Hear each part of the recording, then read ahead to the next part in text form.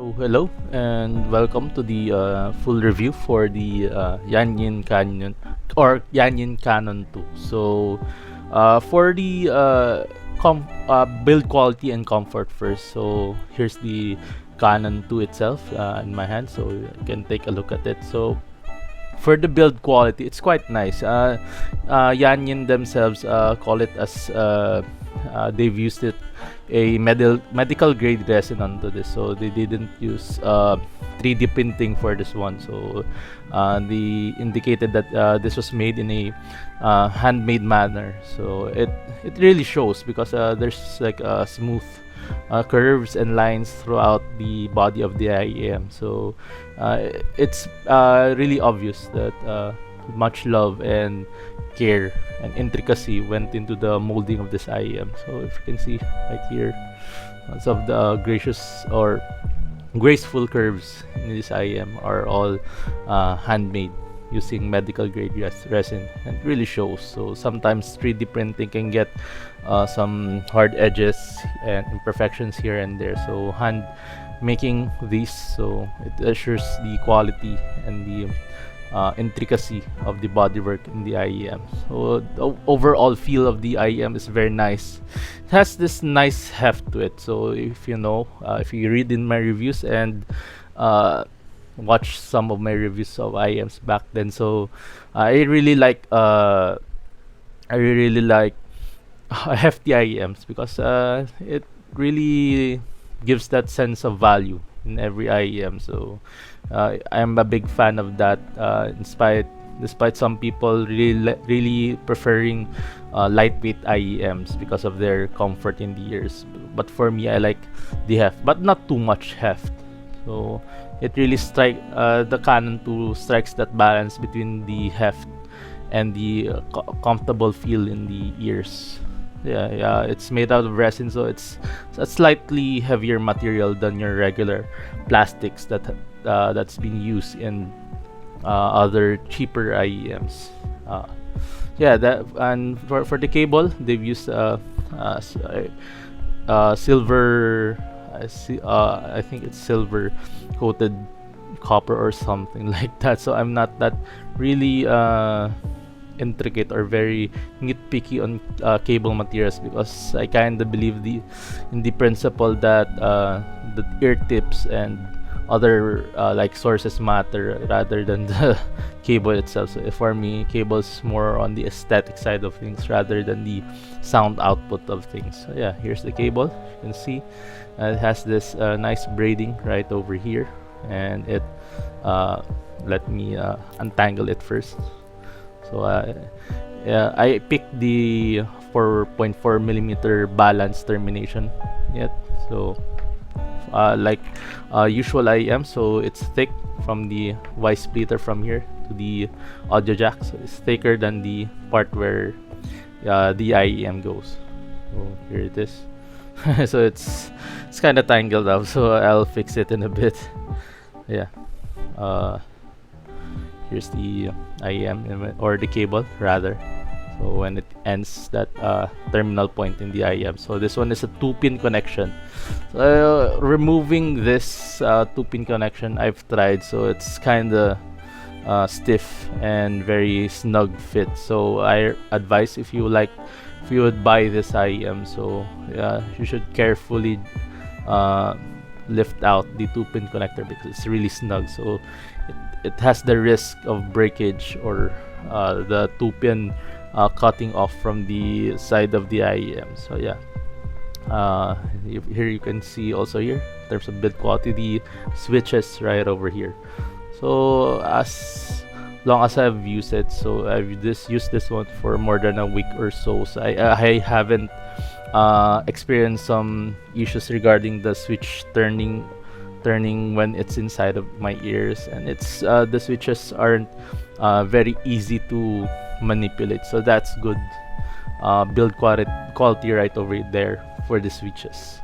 So for the comfort, so it's one of the things that I've noticed. So if you can see the side profile right over there, so it's more of a very chunky boy right over here. So I think smaller ears would have the more difficulty in uh, I won't say difficulty, but more time in finding the right ear tip and they're finding the right angle for the IM to fit in their ears. Because fortunately for me, I have a uh, smaller ear. I have a bigger ear rather, so it really is comfortably, and then without much time, it really fit into my ears much more comfortably.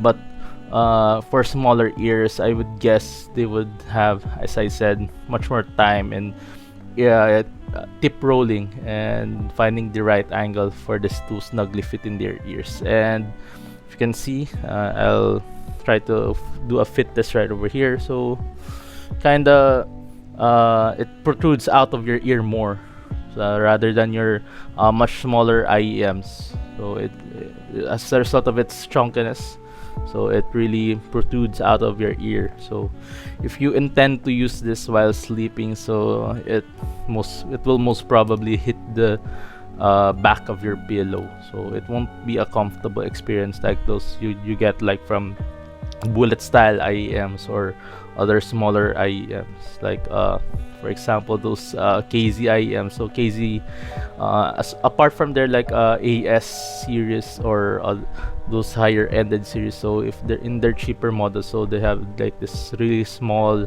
form factors. So they could be used for sleeping, but for this one, you cannot really use this one while sleeping because it'll hit your ear can or have or put pressure in your ear canal that much, and it won't be a comfortable experience.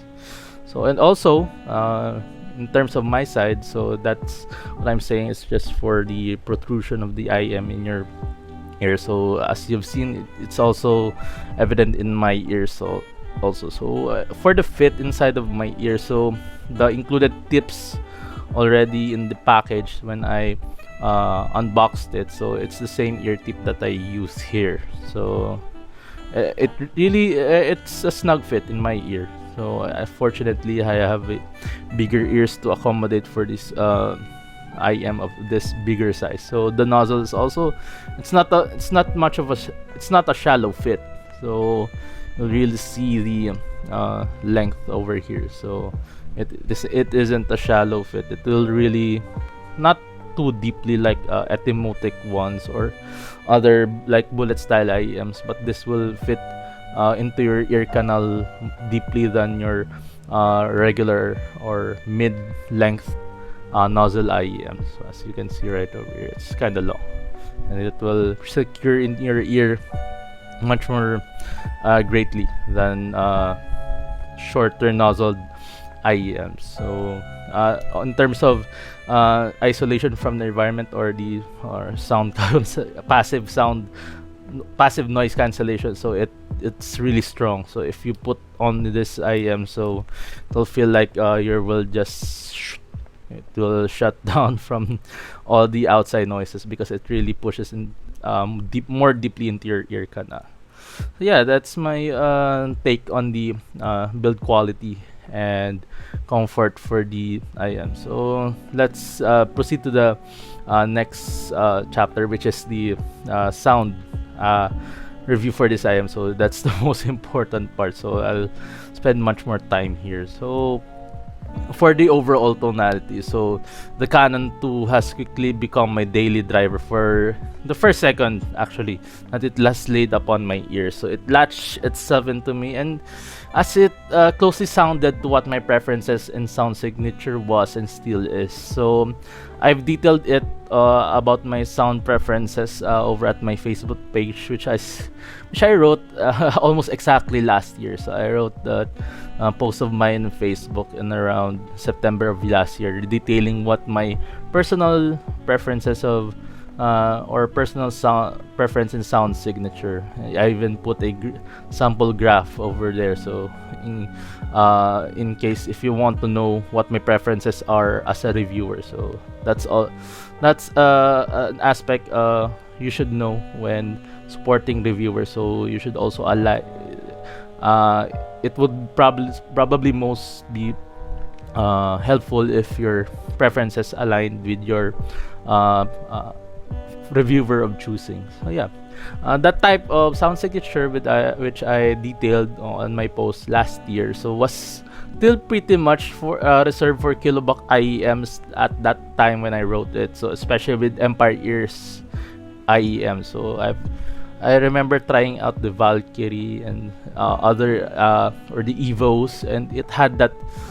If you look at the graph of those IEMs, so there's like they're very L-shaped, the graphs back then. So those types of graphs and those type of sound signatures back then were really rare in the even sub $500 or sub $100 category, as the meta from that period was like either balancing between the V-shaped IEMs and the very neutral Harman IEM. So I remember that time that was the meta. So nowadays it seems like that my type of L-shaped sound signature is the new meta. So with multiple IEMs at different price brackets sharing the same characteristics. So it's honestly a fun time for me. So personally, that type of tuning like this one has finally arrived, and I'm hearing all the different takes that various companies attempt in their offerings. So the Canon 2, so this one, definitely fits the bill when it comes to that trend. So thick sub-bass presentation with lots of texture coming through in the slight through the slight curve in the mid-bass, clear and straightforward mid-range, and a relaxed treble with just the right amount of sparkle without overdoing it. So these general descriptions perfectly fit into what the Canon 2 is offering for its user.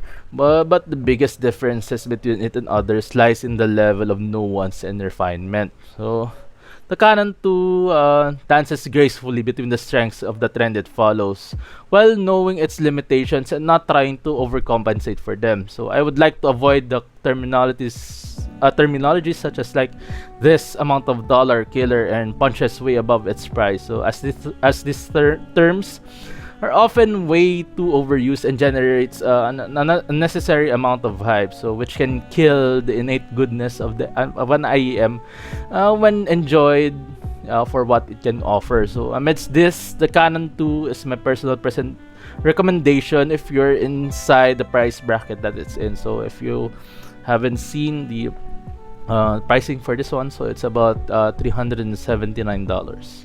So it's around 21,000 in terms of Philippine pesos. So it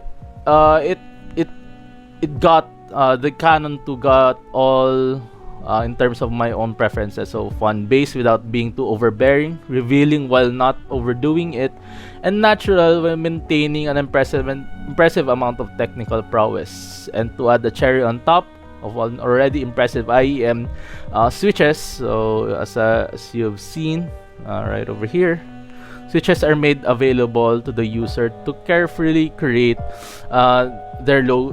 the Canon 2's low frequency experience. So a user-centric philosophy will never be a loss, and that feature in Canon 2 elevates it further from the extremely high pedestal that I have put it from a subjective perspective.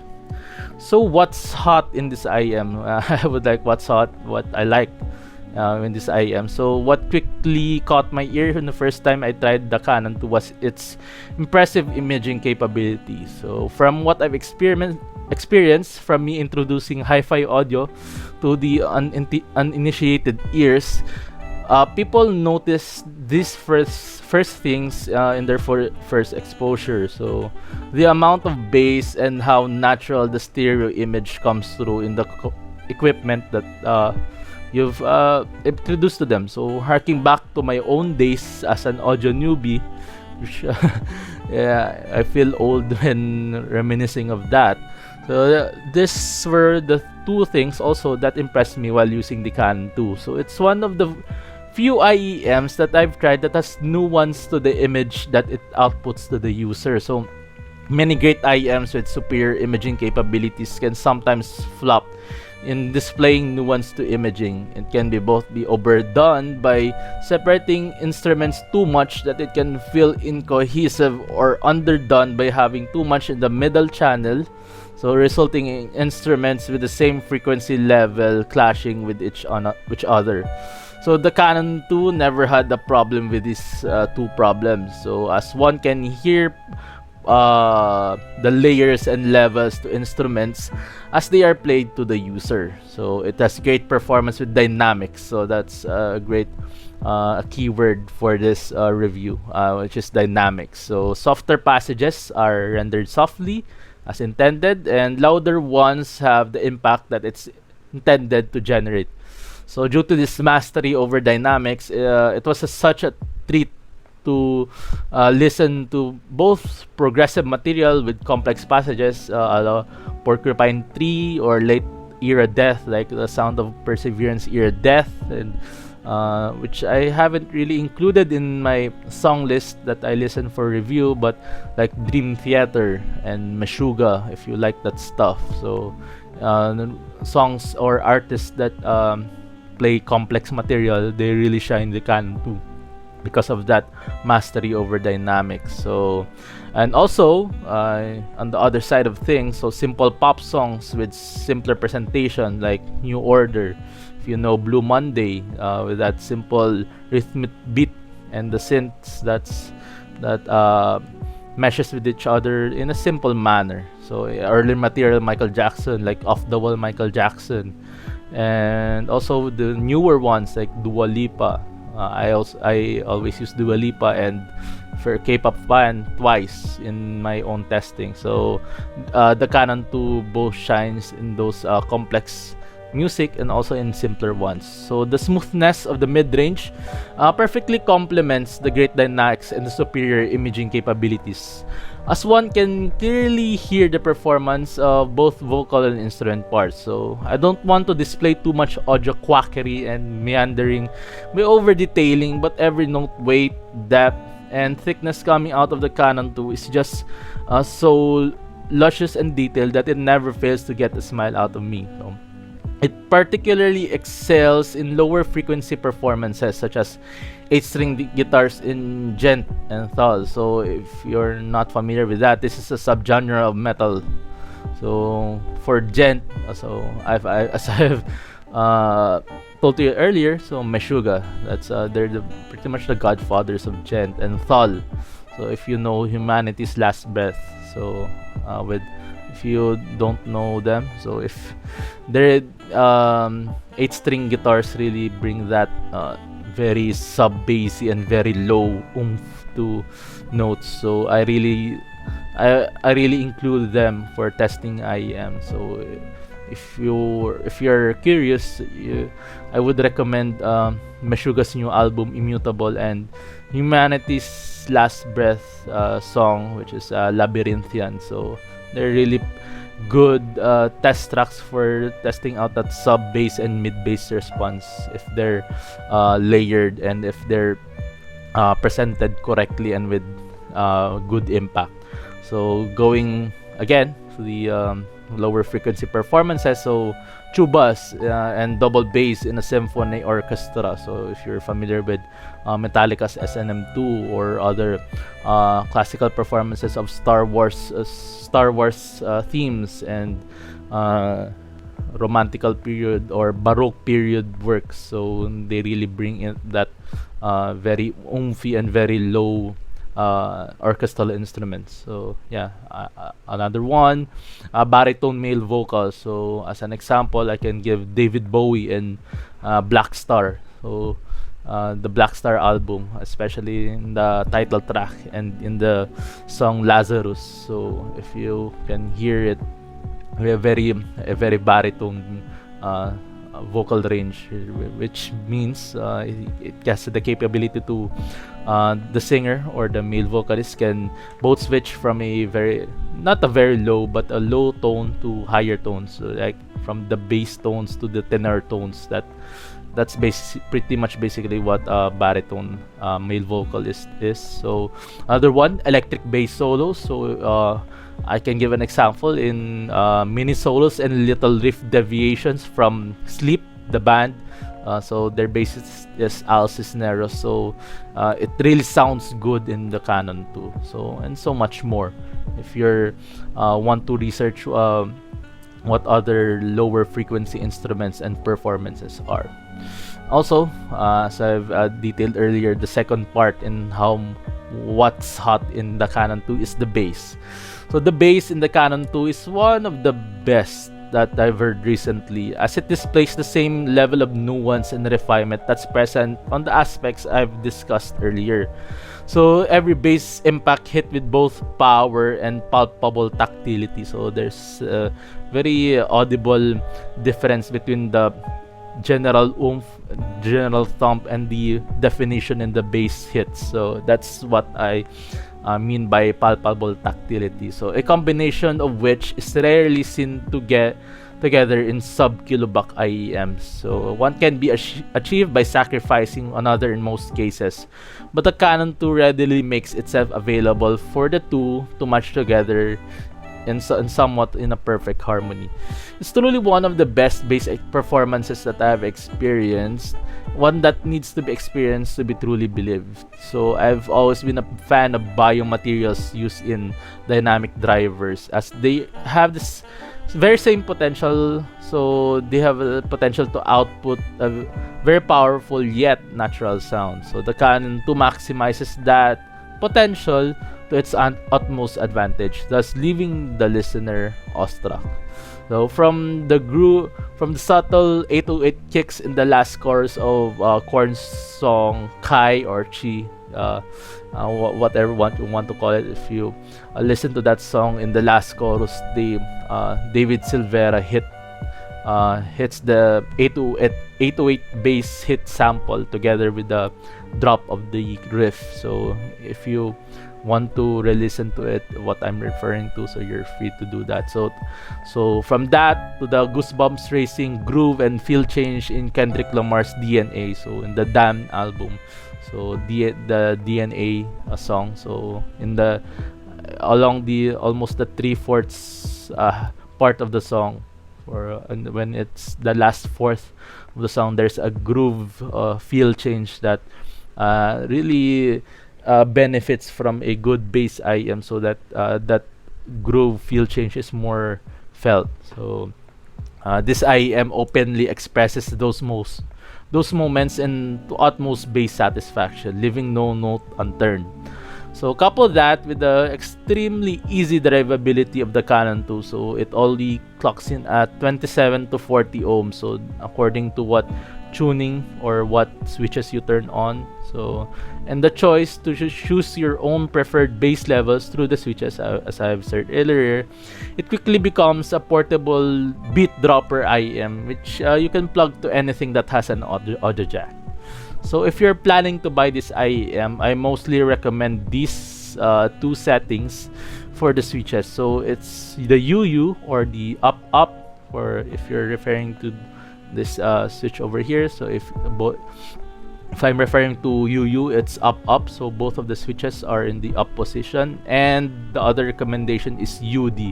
The first switch is up and the second switch is down. So for the UU or the up, that's the fun setting. So what I call the fun setting, this is what I use the most, as it really maximizes the potential of this biomaterial dynamic drivers. And the other one is the up down. It's the more neutral yet fun retaining setting. So if you like lesser bass presence while still retaining that thump, that mid bass thump to your bass hits, so this one is for you. So it also makes the mid-range more open for instruments and vocals to breathe in. So for the second part of my review for this sound of the Canon 2 sound signature, so it's what it's not. So this one is more of a subjective scale rather than me trying to say to you that it's the objective truth about this IEM. So honestly, it's really hard to find cons in an IEM that really fits your subjective preferences. So that is an experience both you and I share, and most of the people in the audiophile hobby. So I do recommend you to search for other reviews of this product to guide your purchase more accordingly, with the help of other reviewers that have different preferences than mine. So nonetheless, I'll still try my best to provide you with some nitpicks. So the number one nitpick that I can say is that the soundstage that it provides is small and intimate. If you prefer a cavernous soundstage experience, the Canon 2 is definitely not for you.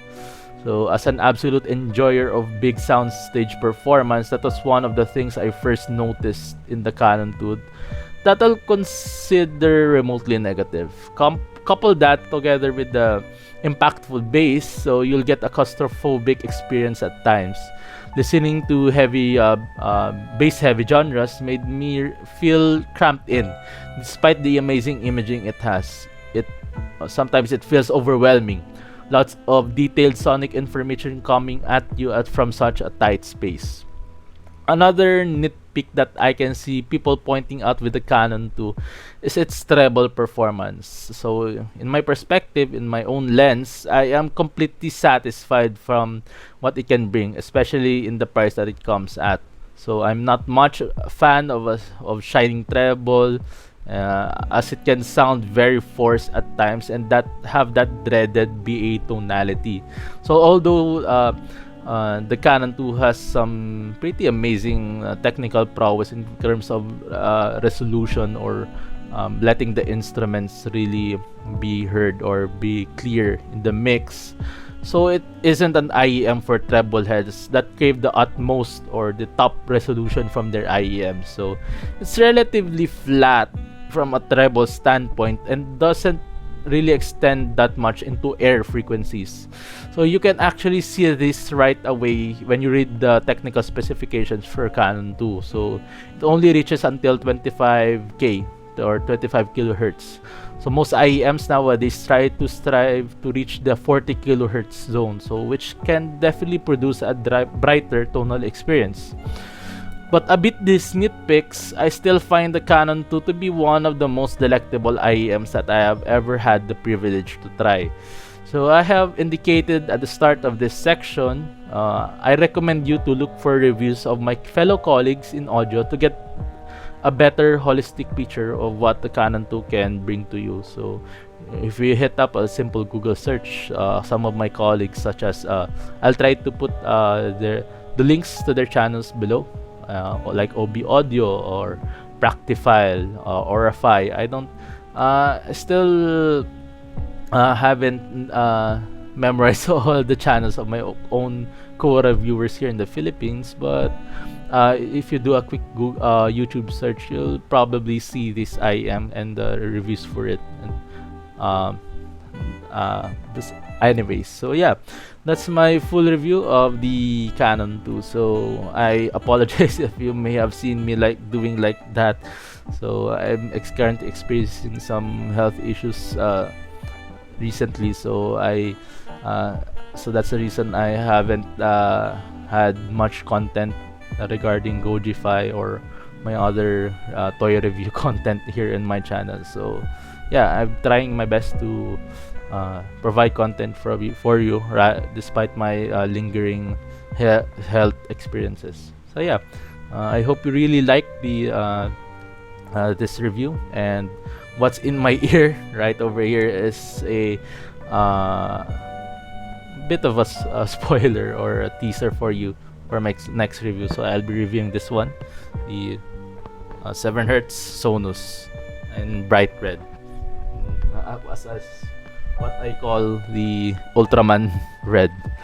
Yeah, that's gonna be my next content for you guys. Yeah, feel free to, sorry for the longer format, so feel free to subscribe to my channel, Goji-Fi plus Goji-Vi, and I'll put a link to my Facebook review so you can see the full photo shoot for this IEMs, or for this IEM for the Canon 2. I think it's one of the best photo shoots that I have ever done. So not bragging, but yeah, I wish you take a look at it and share it if you want to. So yeah, that's my full review and my little notes at the end of the video. So yeah, and goodbye, and Goji out.